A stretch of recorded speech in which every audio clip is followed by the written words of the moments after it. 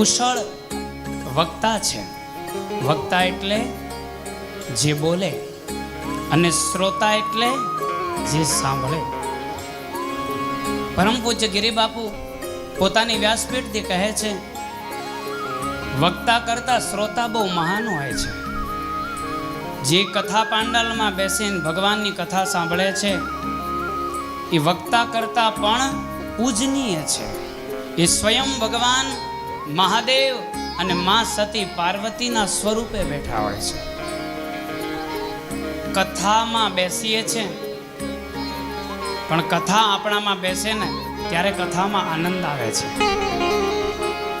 મારા બાપ, જ્યાં સુધી કથા આપણામાં નથી બેસતી ને ત્યાં સુધી આનંદ ના આવે. એટલે સૌને વિનંતી કરું, મારા સદગુરુજી મહારાજને વંદન કરું અને મારા હનુમાનજીને વંદન કરું. તમે પણ વંદન કરજો કે કથા મારા માં બેસે. હું તો કથામાં બેસી છું, પણ મારા માં કથા બેસે તો મજા આવે.